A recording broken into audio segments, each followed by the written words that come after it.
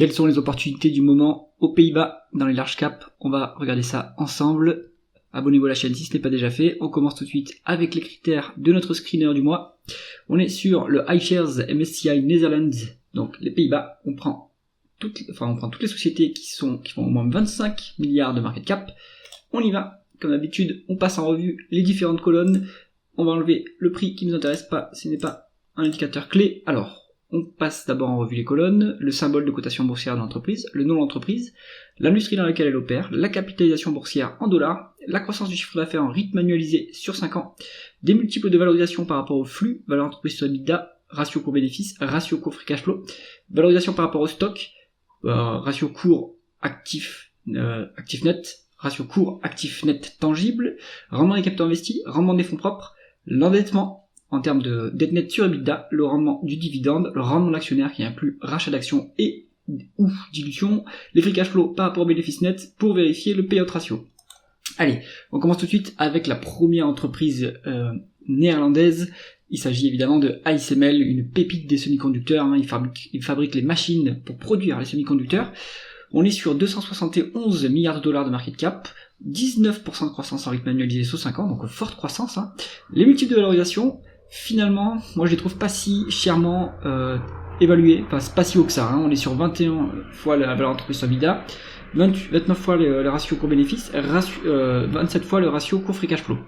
Pour une croissance pareille, je pense que c'est pas si cher payé, surtout vu la qualité du dossier. On est sur un rendement des capitaux investis qui est à 39%, c'est excellent. On est cash net sur ASML, évidemment, on est très rentable. Un rendement du dividende à 1%, un rendement de l'actionnaire à 2%, donc il y a des rachats d'actions, ça c'est pas mal. On est sur à peu près une équivalence free cash flow bénéfice net, donc le payout ratio en termes de dividende, il est à ce niveau-là, 29%. Pas mal, ASML, vraiment il y a de la croissance, c'est de la qualité, il y a du cash dans le bilan, très bien. Le seul point noir peut-être c'est la géopolitique, mais au-delà de ça je trouve que c'est une pépite européenne. Ensuite on a Prosus, alors ça c'est plutôt une holding qui a des participations, notamment dans Tencent. On est sur 112 milliards de dollars de market cap, 15,5% de croissance du chiffre d'affaires en rythme annualisé sur 5 ans, ça doit être la croissance des participations, il faut vérifier. En termes de flux, ce qui est intéressant pour une holding, c'est plutôt le ratio cours-bénéfice, 22,4, c'est pas si cher payé. On est sur pas de décote sur actifs tangibles, c'est ça aussi qui nous intéresse dans une holding, donc on est valorisé plus cher que la somme des parties, il n'y a pas de décote de holding, donc ça nous apporte pas de marge de sécurité. Attention que il faut regarder plutôt le rendement des fonds propres pour ce type d'entreprise, 18% de rendement des fonds propres, c'est pas mal. On n'a pas de dette nette au bilan, c'est bien. Quasiment pas de dividendes, mais des énormes rachats d'actions apparemment, 6% de rendement de l'actionnaire. Donc en fait la majorité, donc le payout ratio il est pas très intéressant ici, la majorité des free cash flow ils sont utilisés pour racheter des actions et les annuler. Prosus, si vous voulez aller regarder ce dossier, il faut ouvrir le bilan et regarder la valorisation des participations. Le point qui est un peu compliqué, c'est qu'il y a du non coté aussi, donc il faut aller essayer d'évaluer les participations cotées et non cotées pour voir si c'est intéressant à ce niveau. Moi je suis plutôt à l'écart des holdings. Ensuite on est sur ING Group, la première banque néerlandaise, la banque Orange, 73 milliards de dollars de market cap, 3,2% de croissance du chiffre d'affaires en rythme annualisé sur 5 ans, donc c'est plutôt faible, ça c'est le secteur bancaire européen qui est plutôt mature et donc faible. Un ratio cours-bénéfice à 12, on est un peu cher payé, pour moi une banque, pour que ce soit intéressant, il faut que ça soit à moins de 10 en ratio cours-bénéfice, et qu'il y ait une décote sur actifs tangibles, ce qui n'est pas le cas ici, donc ING Group c'est plutôt surévalué à mon avis. Rendement des fonds propres à 10%, ce qui est convenable pour une banque européenne.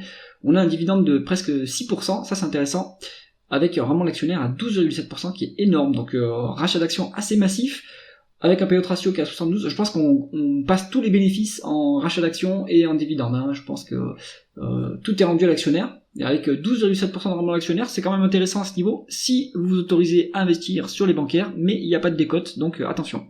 Ensuite, UMG, donc Universal Music Group, on est sur donc plutôt le secteur du divertissement, 54 milliards de dollars de market cap, 10,6% de croissance du chiffre d'affaires en rythme annualisé sur 5 ans.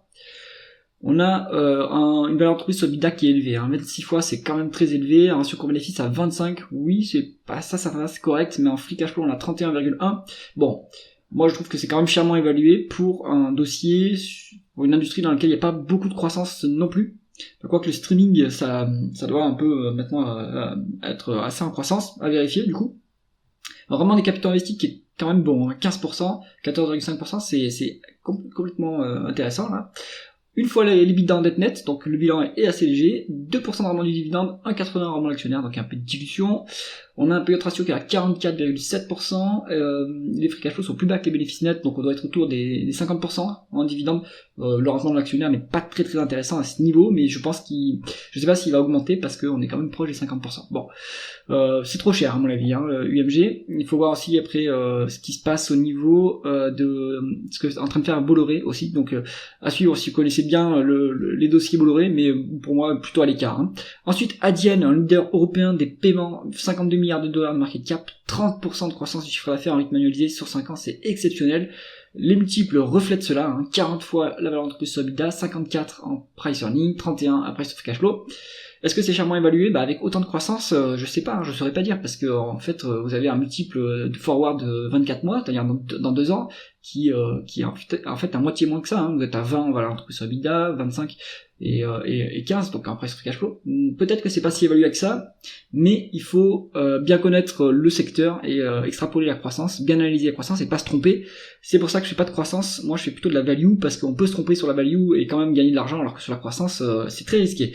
On a un rendement des fonds, des capitaux investis à 13%, intéressant. On est cash net sur Adyen, donc ça c'est excellent. Pas de dividende versé, un peu de dilution. Bon, un dossier de croissance, 100% de croissance. Donc si vous connaissez bien le secteur et que vous investissez dans la croissance, ça peut être intéressant.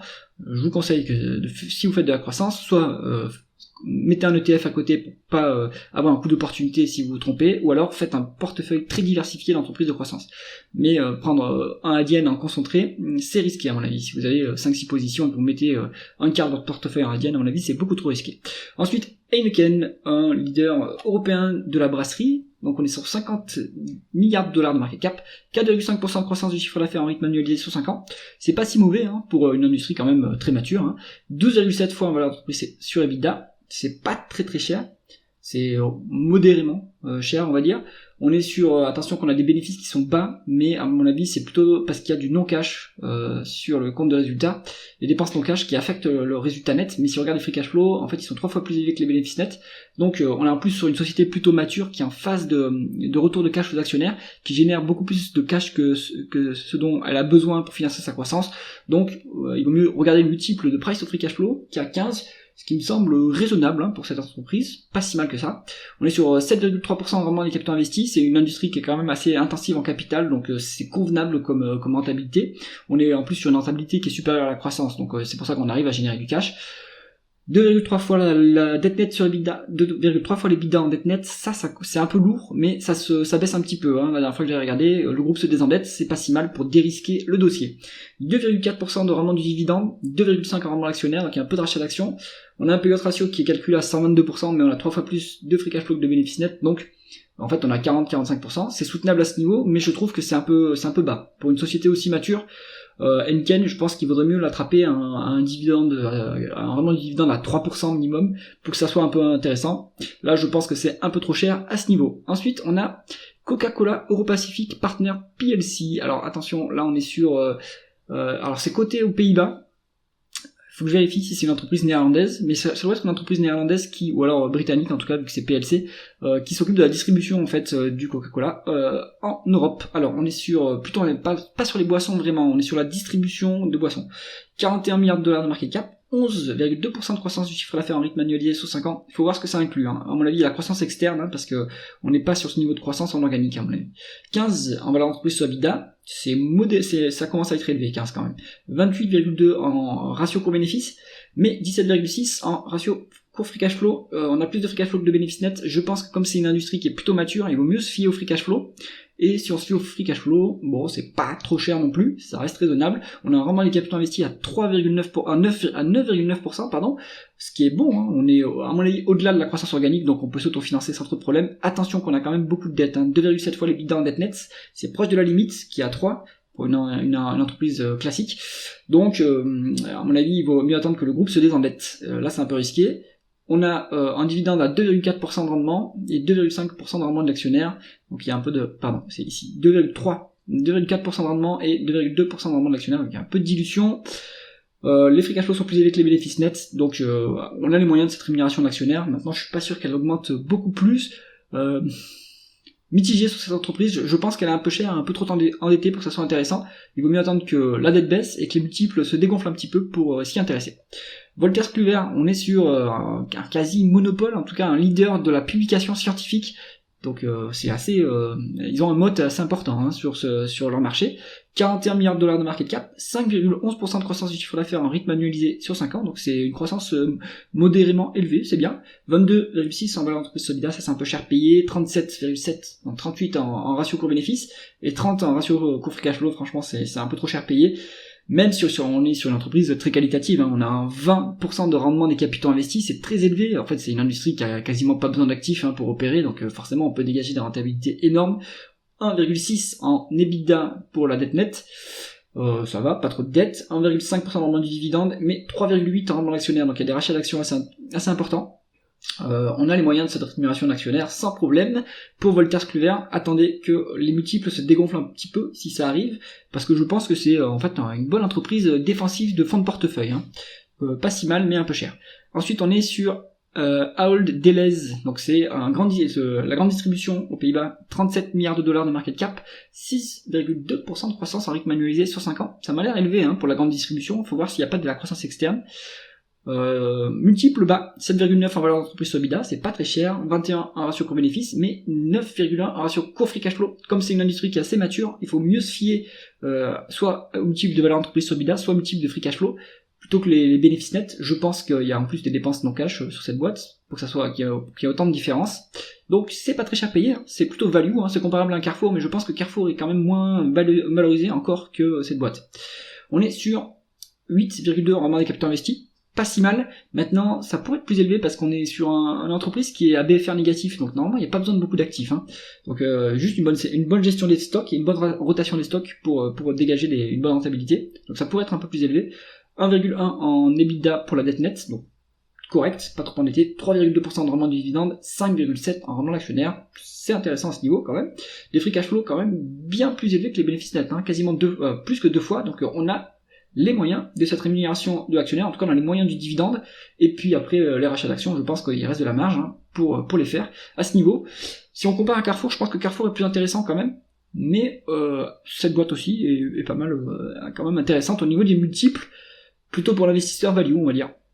Ensuite, on est sur DSM Firmenich, donc je connais pas cette entreprise, on est dans la chimie, un secteur plutôt en difficulté en Europe quand même à cause des coûts de l'énergie.